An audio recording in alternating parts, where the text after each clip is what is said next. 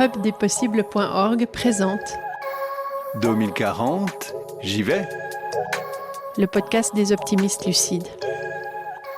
Chantal Peyer. La peau de courgette. Amère? Juste bonne à mettre à la poubelle ou au compost? Détrompez-vous. Prenez la peau de 2 courgettes et râpez-la. Ajoutez 2 œufs, une cuillère à soupe de farine et des épices. Puis faites revenir le tout à la poêle. Voilà, vous avez des pancakes délicieux pour votre brunch du dimanche. Peut-être l'avez-vous deviné, dans ce premier podcast de la série sur l'alimentation, nous allons parler de gaspillage. De ces tonnes de fruits, de légumes, de viande ou de produits transformés qui finissent chaque année dans nos poubelles.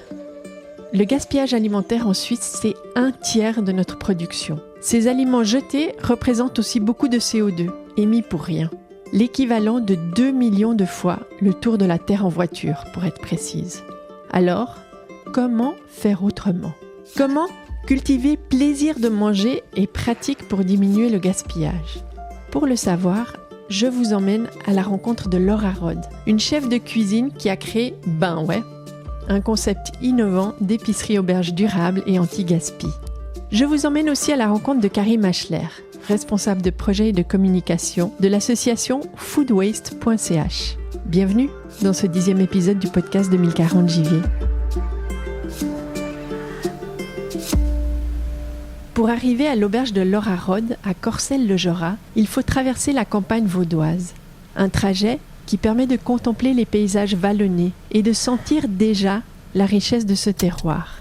Lorsque j'arrive devant le bâtiment de l'auberge un dimanche matin, le froid de l'automne m'envahit. Mais dès que je pousse la porte, l'ambiance cosy des lieux et l'accueil de Laura Rod me réchauffe. Bonjour, bienvenue chez Merci beaucoup.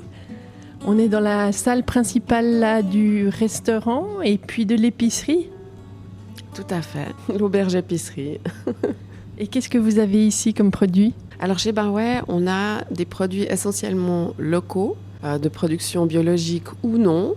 On est un concept totalement inclusif et on cherche à travailler avec les artisans régionaux ou vaudois ou suisses. Et si on regarde un peu qu'est-ce que vous avez dans vos frigos, dans le côté de l'épicerie, expliquez-nous qu'est-ce qu'il y a. Alors, on travaille toujours avec les produits de saison. Donc, en ce moment, on trouve dans un des frigos la partie végétale avec des magnifiques courges de différents endroits du canton, avec les salades, on a les fruits. La seule exception qu'on a, c'est qu'on a des agrumes, parce qu'elles sont aussi essentielles dans la cuisine et pour les gens.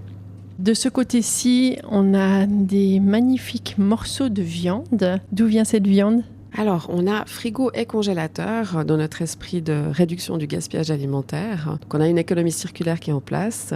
Et la partie ici, elle est viande et poisson. Les viandes proviennent d'un des associés, donc Martin, qui a un élevage de bétail bovin. On travaille aussi avec d'autres agriculteurs pour avoir de la volaille du village, du porc en bio de Vuillan et plein d'autres spécialités assez gourmandes. Et pour les côtés poissons, on travaille avec des artisans qui travaillent avec des poissons qui sont valorisés. J'entends par là des poissons qu'on ne connaît pas, mais qui pullulent dans le lac et qui sont excellents, comme la silure. On a aussi le brème, le gardon, la tanche, la chevenne, et on travaille ces produits-là. La silure, c'est un poisson qui est assez long, un peu un poisson serpent, c'est juste ? Oui, il fait un petit peu peur. Ça, c'est dans les imaginaires des enfants. C'est vraiment le monstre du lac. Et c'est vrai qu'il peut être très, très, très gros. Ouais. Et comment on cuisine de la silure ? Alors là, c'est Benoît de Terroir du Léman qui le cuisine pour nous, qui prépare différentes farces qui sont dans des ravioles ou alors en mode, comme on dit, des rillettes. Parce que la silure, en soi, la cuisiner comme un pavé de saumon, c'est pas encore bien ancré dans les habitudes alimentaires. Donc c'est plutôt un poisson qu'on va travailler en farce.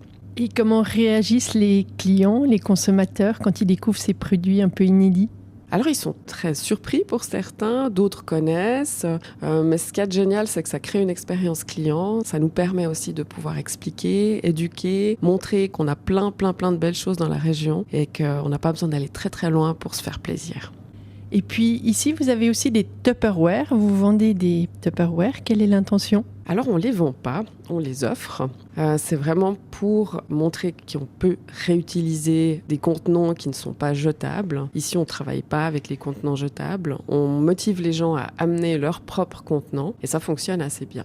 Donc, les gens viennent manger, par exemple, à midi ici, et ils peuvent prendre les restes dans leur Tupperware. Ah oui, ici, c'est vraiment le zéro déchet. On veut vraiment valoriser. Les portions sont adaptées chez nous, c'est-à-dire qu'on ne va pas servir des très grandes quantités. Et s'il y a des très très gros mangeurs, on propose toujours un supplément pour la personne. Parce que voilà, on n'a pas tous les mêmes faims. Je dirais une personne âgée ou alors le bûcheron qui vient manger, c'est pas le même appétit.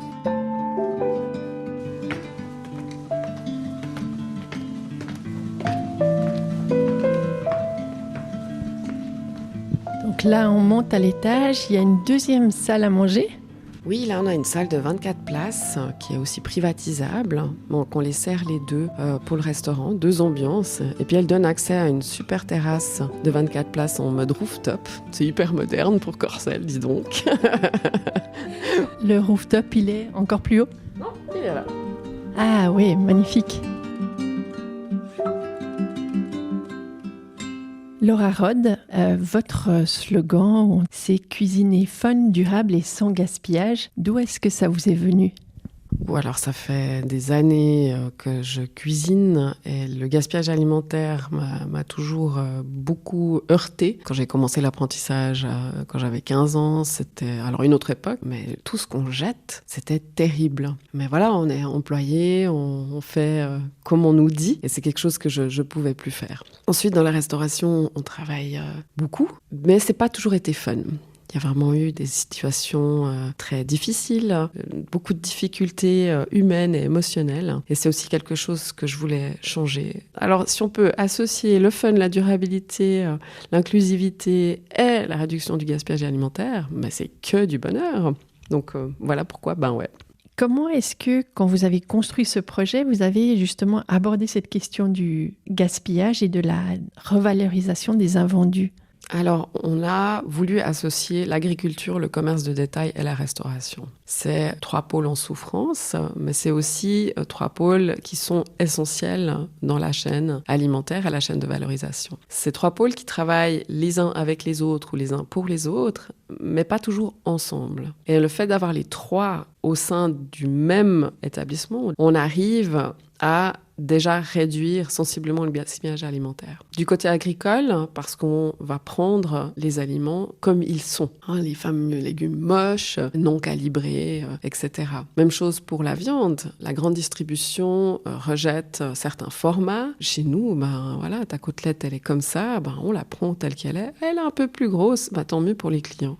Pour le commerce de détail, la problématique du gaspillage, c'est les stocks. Voilà, on achète des marchandises qu'on met sur les étals, mais qui va les acheter, quand et qu'est-ce qu'on fait avec ce qui devient un petit peu fripé, un peu moins beau. Le fait d'avoir le restaurant nous permet de prendre ce qui n'a pas été vendu à l'épicerie en frais, les fameuses carottes par exemple, et on va les retransformer au restaurant pour les mettre dans l'assiette du client. Ce sont des produits qui sont encore très très bons et donc on revalorise. Autre chose pour le restaurant, voilà, on a des plats du jour à midi, mais on ne sait jamais combien de personnes vont venir manger. On ne les vend pas tous, qu'est-ce qu'on fait avec ces restes-là? Alors, on va les revaloriser à l'épicerie sous forme de plats à l'emporter, déjà cuisinés et à des prix tout à fait acceptables, abordables. Parce que le principe aussi chez c'est de proposer de la nourriture bonne, propre et juste pour tous. On a justement la valorisation des conditions de travail, mais aussi pouvoir rendre accessible cette nourriture. Et si on en vient à la façon de faire les courses, à quoi est-ce que vous êtes attentif pour éviter le gaspillage? Alors, ça part déjà de la conception de la carte, en fait. La carte des mets, elle est conçue pour que chaque plat, s'il n'est pas vendu, les choses qui sont dans ce plat peuvent être retransformées ou valorisées dans un autre plat. Ce qui permet cette économie circulaire, ça va guider les achats. Ça les rationalise, c'est de se dire j'ai besoin peut-être pour 3 recettes d'un même produit brut, plutôt que d'avoir à chaque fois des choses totalement différentes. Et le client s'y retrouve parce qu'il ne voit pas qu'il y a systématiquement un même produit à quelque part, parce qu'il est transformé et valorisé différemment. Et qu'est-ce que vous donneriez comme conseil aux individus qui cuisinent à la maison ? Alors, il y a pas mal de choses qui sont disponibles déjà sur Internet. Il y a beaucoup de foyers d'information où on trouve des astuces, des trucs, notamment l'association Frigo qui est à Neuchâtel. On travaille avec eux, on propose des recettes en fait de valorisation. Qu'est-ce que je fais avec, etc. Comme les gens qui ont des jardins. Hein. Voilà, ça pousse tout d'un coup. Puis on se retrouve avec 12 tonnes de courgettes. Mais qu'est-ce que je vais faire avec tout ça? C'est clair que le principe pour mieux y arriver, c'est de s'informer et de s'éduquer. Mais c'est aussi, comme j'ai dit avant, d'oser.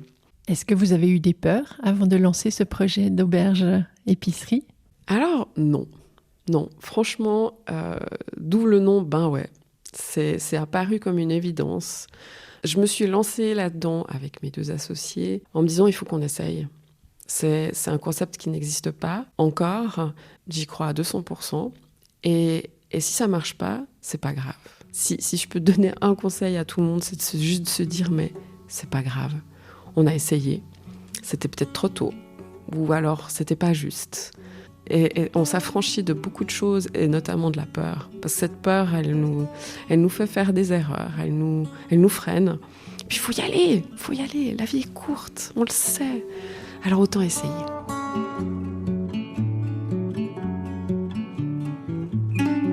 Avec Laura Rod, nous avons exploré la façon de diminuer le gaspillage dans la vente et la restauration, avec le fun comme moteur. Mais qu'en est-il de nos pratiques à la maison? Que pouvons-nous faire individuellement? Pour le savoir, je suis allée à la rencontre de Karim Achler, responsable de projet et de communication chez foodwaste.ch.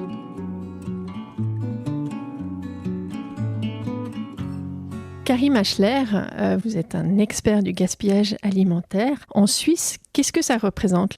Ça représente 2,8 millions de tonnes d'aliments. À quoi ça correspond? Ce montant astronomique, c'est l'équivalent de 150 000 camions qui sont remplis de nourriture encore consommable et qu'on aligne plaque contre plaque et qui forment une chaîne d'ici, donc de Lausanne jusqu'à Madrid. Et quelle est la part des ménages individuels dans ces chiffres qui sont phénoménaux? Oui, alors il y a 2 chiffres que je pourrais vous donner. Il y a de la fourche à la fourchette, donc de la production à la consommation finale. Ça, c'est 330 kilos par an et par personne. Et pour ce qui est seulement de la consommation, donc nous, les ménages, ça représente 90 kilos par an et par personne. Autrement dit, presque mon poids. C'est une moyenne. Avec Laura Rod, on a exploré un projet de restauration durable et anti-gaspi. Mais en tant que personne individuelle, qu'est-ce qu'on peut faire concrètement? Pour commencer, on peut regarder qu'est-ce qui nous reste dans notre frigo avant de faire les commissions. Les personnes qui aiment bien faire des listes, on les invite à faire des listes de courses. Et puis pour les plus jeunes générations qui sont assez fans des selfies, de se prendre en photo, ne pas hésiter à ouvrir son frigo et puis tout simplement à prendre en photo le frigo et les placards pour savoir qu'est-ce qu'on a et pour éviter d'acheter à double. Ensuite, lorsqu'on se rend en commission, évitez de faire les commissions le ventre creux parce qu'un ventre qui crie famine, ça se répercute sur l'addition à la fin. Et puis évitez, lorsque vous êtes en train de faire les commissions, les actions 3 pour 2, parce que généralement, on pense que c'est intéressant financièrement, mais on achète des aliments qui sont difficilement conservables, en trop grande quantité par rapport à ce qu'on a l'habitude de consommer, et du coup, de facto, on les jette parce que malheureusement, les feuilles de la salade iceberg ont flétri, ou il y a justement des personnes qui sont un petit peu plus sensibles au système de datation, qui vont prendre peur lorsqu'ils verront la date qui est passée de date depuis quelques jours, et du coup, qui vont les jeter. Donc là, on est dans le fait de faire les commissions. Et puis quand on rentre à la maison et qu'on range les commissions, à quoi est-ce qu'on doit être attentif ? Alors pour les produits frais, ceux qu'on met dans le frigo, vous pourrez regarder sur Internet, il y a plein d'infographies, mais sachez que dans le frigo, chaque compartiment a une température et une utilité propre, donc pour chaque type d'aliment, il faudrait les ranger au bon endroit dans le frigo, et puis aussi les conserver de manière optimale dans les placards, et puis après, lorsqu'il est venu le temps de cuisiner ces fameuses denrées alimentaires, Laura l'a sûrement dit, faites-vous plaisir, en cuisine, il n'y a pas de vrai ou de faux, donc soyez inventifs, soyez généreux avec les personnes qui vous entourent et ravivez le maximum de papilles que vous pouvez.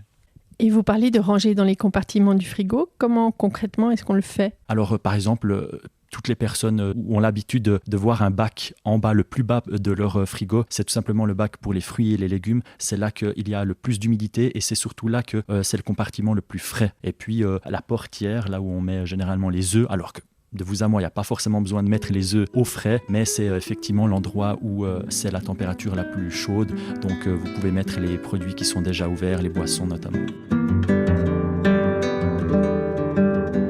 Quel Quel conseil est-ce que vous donnez aux parents ? On a tous eu cette expérience qu'on a des bananes qui ont des taches noires et que nos enfants ils font perc, puis qu'ils n'ont pas envie de les manger. Comment est-ce qu'on peut susciter de nouveau la curiosité ou l'ouverture d'esprit ? En les transformant tout simplement, en se faisant plaisir. Encore une fois, il y a des tonnes et des tonnes de recettes anti-gaspi sur le net, sur YouTube, sur ChatGPT. Il y a plein de moyens en fait de pouvoir être inventif pour les personnes qui sont pas forcément des grands cuistots ou des grandes cuistots, et du coup transformez-le. Et puis à foodwaste.ch, vous avez travaillé sur un élément extrêmement important pour comprendre les dates de péremption des aliments et qui change complètement en fait le regard qu'on peut porter sur est-ce que je peux manger ou pas ce yogourt, ce fromage, cette viande. Est-ce que vous pouvez nous expliquer les bases de la lecture des dates de péremption ? Il faut savoir qu'il y a 2 systèmes de datation en Suisse pour les produits préemballés. Il y a la DLC, la date limite de consommation, c'est lorsqu'il est écrit à consommer jusqu'au, et il y a la DDM, la date de durabilité minimale, c'est lorsqu'il est écrit à consommer de préférence avant le. Donc pour la date limite de consommation, à consommer jusqu'au, ça concerne les produits très facilement périssables, difficilement conservables comme la viande ou le poisson. Et là, l'idée c'est de ne pas les consommer après cette fameuse date, à moins de pouvoir les congeler avant la date indiquée. À ce moment-là, on peut les conserver jusqu'à 90 jours après la date indiquée. Pour tout le reste, donc c'est des produits qui portent une DDM, une date de durabilité minimale, à consommer de préférence avant le. Et là, effectivement, il est possible de consommer ces aliments plus 6 jours et plus 360 jours, comme c'est le cas pour les pâtes, le riz ou le chocolat. Donc, ce qui est important de retenir, c'est cette notion de à consommer de préférence avant le. Ça veut dire qu'on peut encore les consommer après la date limite. Mais comment est-ce qu'on sait combien de temps on peut encore les consommer ? Il y a 2 moyens. Nous, on incite à faire confiance à vos sens. Observer, senter, goûter. L'être humain est assez bien fait pour se rendre compte dans quelle mesure c'est dangereux pour sa survie de consommer des aliments. Vous pourrez faire le test, sentez un berlingot de lait qui a tourné, je peux vous dire que ça sent le chat mort. Donc ça, c'est un peu l'aspect pratique, rapidement fait. Et puis d'un autre côté, pour les personnes qui sont un petit peu plus sensibles avec ces notions de date de péremption, on vous invite à vous rendre sur notre site foodwaste.ch, et il y a une rubrique exprès dans laquelle vous allez pouvoir inscrire le type d'aliment que vous avez dans les mains, et puis vous aurez toutes les indications pour savoir après combien de jours vous pouvez, sans risque sanitaire, consommer ce fameux aliment. Et on vous donne même des trucs et astuces pour savoir comment les transformer ou comment les cuisiner et comment les conserver de manière optimale à la maison. Est-ce que le gaspillage alimentaire n'est pas un problème de riches ? Tout à fait, effectivement, on me demande mais comment ça se fait qu'en Suisse on gaspille plus qu'ailleurs ? Eh bien c'est tout simplement parce qu'on peut se le permettre. On consacre très peu de notre temps et surtout de notre argent à l'alimentation, à l'achat des denrées alimentaires, et du coup c'est presque indolore pour nous de le gaspiller. On consacre moins de 10% de notre budget à l'alimentation et du coup on en gaspille le 30%. A contrario, dans des pays en voie de développement, pour ne reprendre l'exemple que du Cameroun, ils consacrent près de 50% de leur budget à l'achat de l'alimentation et in fine, ils ne gaspillent que 5% des aliments qu'ils produisent et qu'ils consomment. Qu'est-ce qu'on peut faire alors pour retrouver la valeur de l'alimentation ? Prendre du temps et surtout chérir l'aliment. Notre slogan chez foodwaste.ch, c'est « par amour des aliments ». Donc chérissez l'aliment. Dites-vous que c'est une chance de pouvoir avoir ces aliments dans notre assiette ou carrément dans notre ventre, idéalement, parce qu'il y a plein de ressources qui ont été mobilisées en amont pour pouvoir avoir le ventre rempli.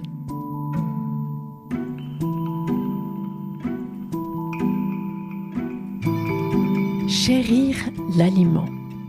Karim Achler nous parle de l'importance de retrouver la valeur de l'alimentation. Cela passe par une prise de conscience individuelle et collective. Alors, qu'en est-il en 2040 ? Comment les choses peuvent-elles évoluer si nous développons une volonté collective de lutter contre le gaspillage alimentaire ?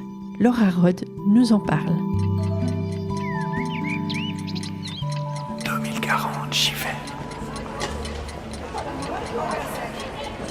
Laura Rod, je vous retrouve, on est en octobre 2040, toujours à Corcelles-le-Jura. Vos filles sont devenues adultes et vous êtes toujours très active pour une alimentation fun, durable et sans gaspillage. Aujourd'hui, il y a le marché des artisans à Corcelles-le-Jura. Il y a beaucoup de monde et puis ce qui frappe, c'est que les carottes, les courgettes, les pommes ont toutes sortes de formes, de couleurs, de taches. Il y en a des cabossées, il y en a qui ont des taches noires, mais elles font partie du lot de vente. Qu'est-ce qui a changé dans le comportement des consommateurs ?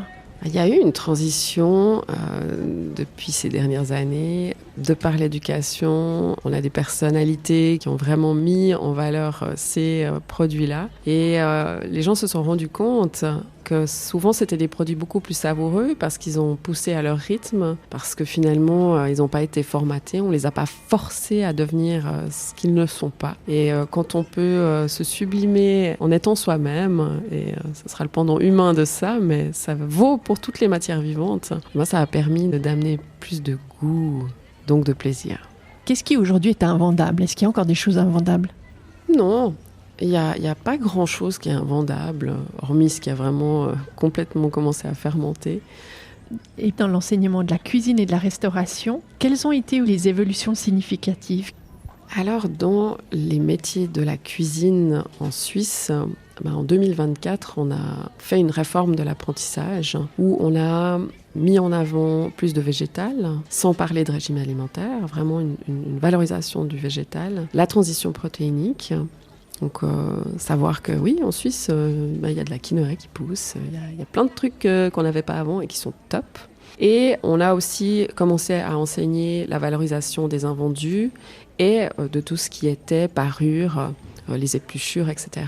Donc, tout cela a été mis en place. Alors c'est comme tout, ça crée une transition. Au niveau des écoles d'enseignement, ça a été fait de manière exemplaire et il a fallu un petit peu de temps ensuite pour former les formateurs. Au niveau de ces formateurs, quand est-ce que a eu lieu le tournant et puis comment est-ce qu'ils ont pu être convaincus de changer leur approche? Ça a été différent pour chacun. Pour certains, c'était le porte-monnaie. Réduire le gaspillage alimentaire, revaloriser, finalement, c'est économiser de l'argent. Ou peut-être, voire même en gagner un peu plus. Pour d'autres, c'était philosophique, dans le sens des valeurs. Oui, c'est important pour la Terre, pour la planète, donc je veux mettre en place certaines choses. Bref, c'est très individuel en fait. Comment ces changements se sont opérés, mais c'est surtout grâce à la communication, à l'éducation, et puis à parler de ces choses, la presse, les gens, les jeunes. C'est venu de toutes parts, avec toutes ces initiatives individuelles, qu'elles soient de grandes ONG ou de personnalités ou de monsieur ou madame tout le monde. Et ça a créé en fait une tendance. Et quand il y a une tendance, on aime bien la suivre. Le plaisir comme moteur de changement. C'est rare d'entendre ces mots. Ce mot qui revient dans la bouche de Laura Rod et de Karim Achler comme clé pour diminuer le gaspillage alimentaire est pétillant et encourageant. Vous ne trouvez pas ? Le plaisir de découvrir de nouveaux goûts et aliments. La curiosité de cuisiner de nouvelles recettes pour valoriser les restes ou les légumes brunis. La joie, enfin, de partager un bon repas avec les gens que l'on aime. C'est ce que nos deux intervenants ont souligné. De plus, ce plaisir est rentable, puisqu'une famille de 4 personnes perd environ 2400 francs par année en gaspillage alimentaire, soit 600 francs par an et par personne.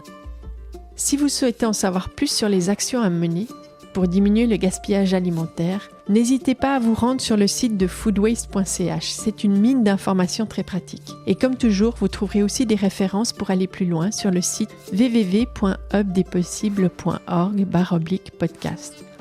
Quant à moi, je vous retrouve dans 3 semaines avec Bruno Rossignol, responsable de la restauration à l'EPFL, pour poursuivre cette série sur l'alimentation. Bonne dégustation d'ici là. Au revoir.